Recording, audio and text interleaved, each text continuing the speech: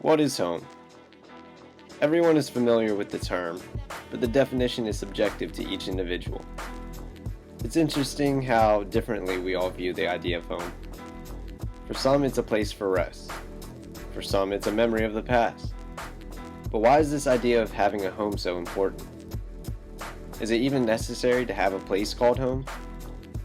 Edward Said argues that the study and concern with memory of a specifically desirable and recoverable past is a specially freighted late 20th century phenomenon that has arisen at the time of bewildering change, of unimaginably large and diffuse mass societies, competing national isms, and most important perhaps, the decreasing efficacy of religious, familial, and dynastic bonds.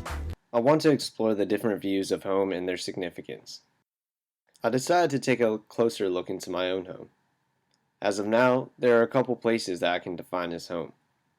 One of them is Columbia, Maryland, where I rent an apartment.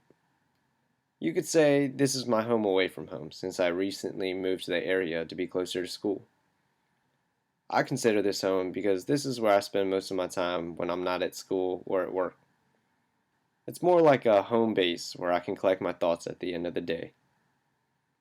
I consider it a home to an extent. To me, it's more of a literal definition of home rather than a figurative one. There's very little sentiment since I recently moved in. Still, this is only one of the many ways to define a home. Next, I started thinking about my hometown in Waldorf, Maryland. This was the town I grew up in. This is where my friends and family are, where I went to school, had my first date.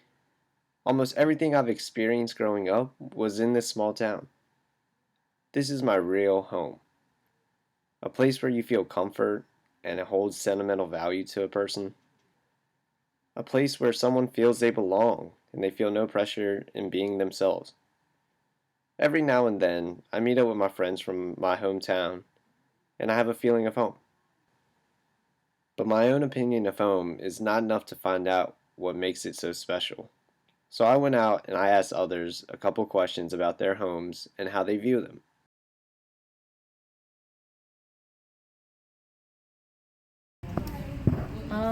Like where my house is? What do you consider home? I guess it's with my family. My home is where I live with my family. So yeah. Home is, for me, is Tacoma Park, Maryland. It's where I grew up. My parents have lived there for like 20 years now. Actually, yeah, just over 20 years.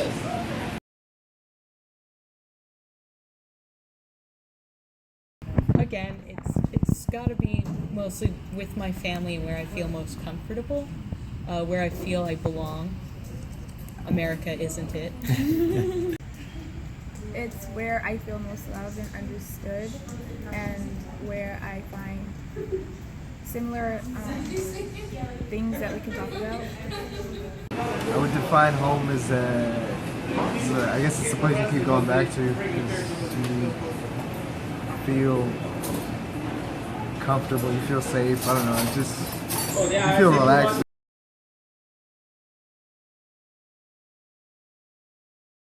What I truly consider my home is probably when my family is together in Germany or the United Kingdom. And I consider it home because that's where I feel everyone belongs. It's where I approve of the way society is set up the most, and where I feel like the government is actually looking after everybody. And it's just where I feel happiest. I don't know, it's just the people that I'm around, the food I eat, the language I speak, the music we listen to. Yeah. For me personally, just coming home and see my parents, see my sister.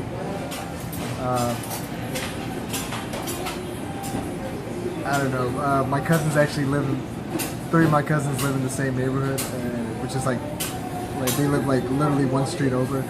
So like just coming home, like knowing that like I have like family like nearby, just having friends, my cousins, but we all grew up together, so we're like really close friends too.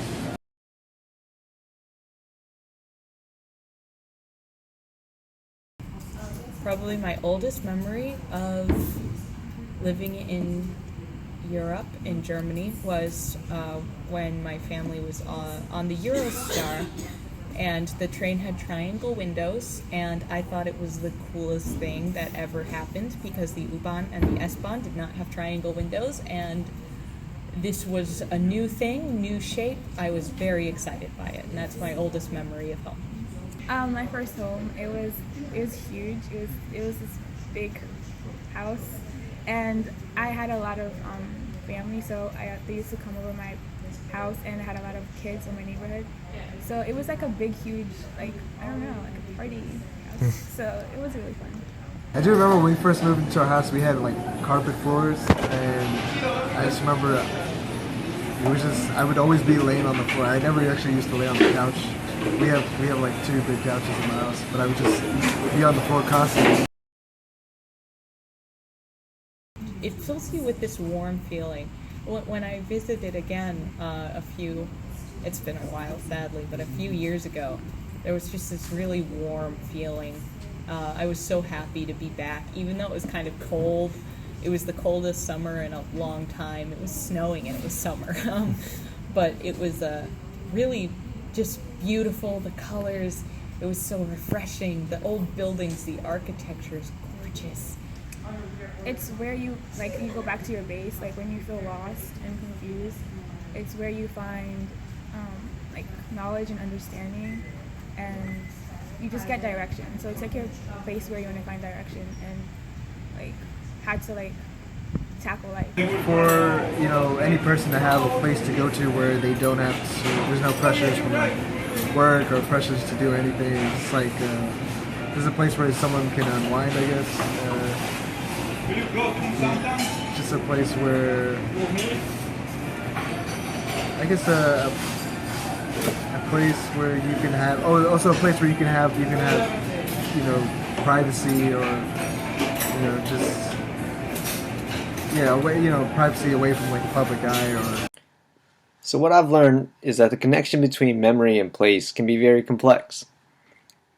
But if we think of home and what it means to us in terms of how memory connects with place, it becomes much easier to understand.